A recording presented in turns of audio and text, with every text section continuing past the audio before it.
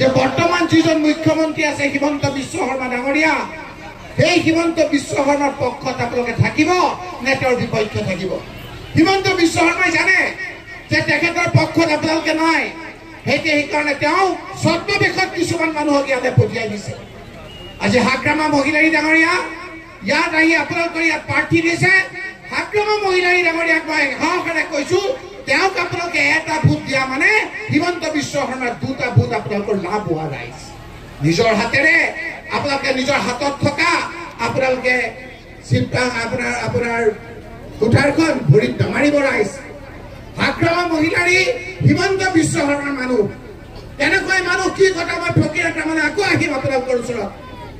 কোনদিনা কোন ক্ষেত্ৰত কেনেকে গৈ হিমন্ত বিশ্ব শৰ্মাৰ অফিচত কাৰ্যালয়ত কথা পাতিছে সেই কথাখিনি মই আপোনালোকৰ ওচৰত কম। গতিকে আপোনালোকে হিমন্ত বিশ্ব শৰ্মাই চিধা চিধি আহি পেলাই আমাক মাৰে, হাগ্ৰামা মহিলাৰীয়ে পিছফালৰ পৰা আহি পেলাই আমাক মাৰে, আমি দেখা নাপাম ৰাইজ।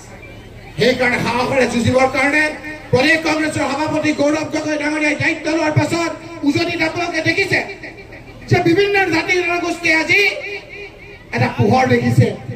মৰাণ মটক লোকসকলে জুই লৈ ৰাস্তাত নামিবলগীয়া হৈছে যে আমাক তুমি হিমন্ত বিশ্ব শৰ্মা আমাক ঠগালা, আমাক তোমালোকে যিখিনি দিম বুলি কৈছিলা নিদিলা।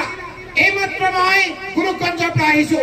গোলোকগঞ্জৰ যিবিলাক আমাৰ কুচৰাজবংশীৰ বিজেপি লোক আছে, সেই কুচৰাজবংশী বিজেপি লোকসকলে আজি যে আমাৰ নৃত্য কৰিছে, তেওঁলোকৰ ককাই ভাইসকলে কংগ্ৰেছ দলত অংশগ্ৰহণ কৰিছে। কিয়? এইকাৰণে যে হিমন্ত বিশ্ব শৰ্মাই তেওঁলোকক জনজাতি দিম বুলি কৈছিল, 100 দিনৰ ভিতৰত জনজাতি দিম বুলি কৈছিল। নিদিয়াৰ কাৰণে গণতান্ত্ৰিকভাৱে আন্দোলন কৰিবলৈ গ'ল। আন্দোলন কৰা সেই কুচৰাজবংশী লোকসকলক গুৰুলা গুগুল কৰি হিমন্ত বিশ্ব শৰ্মাৰ নেতৃত্বত পুলিচে মাৰিলে ৰাইজ। সেই কুচৰাজবংশী লোকসকলে আজি আমাৰ চিকিৎসা মহাবিদ্যালয় ধুবুৰীত আজি শুশ্ৰূষা নাপায় তেওঁ গুৱাহাটী যাবলগীয়া হৈছে। তাৰ খামতে আজি হাজাৰ হাজাৰ লোক আজি কংগ্ৰেছ দলত অংশগ্ৰহণ কৰিছে। কোনখিনি মানুহ আজি তেওঁলোকৰ লগত আছে?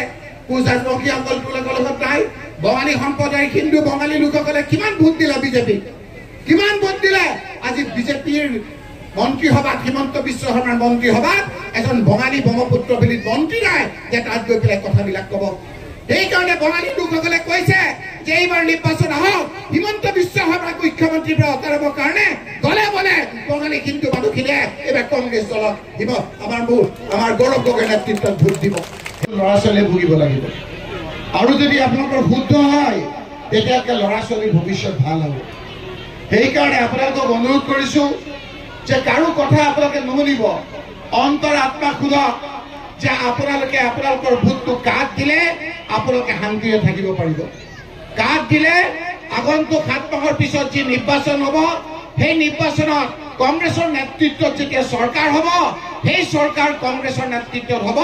গৌৰৱ গগৈ ডাঙৰীয়াৰ দায়িত্ব লোৱাৰ পাছত গোটেই অসমত যি ধৰণেৰে এতিয়া কংগ্ৰেছৰ পক্ষে বঁটা বলিছে, সেই সময়ত যাতে আপোনালোকক সহায় কৰিব পৰা যায়, সেইকাৰণে এই মহিলাগৰাকীক ভোট দি হাতৰ চিৰত জিকাবৰ কাৰণে আমি আপোনালোকক অনুৰোধ কৰিছো।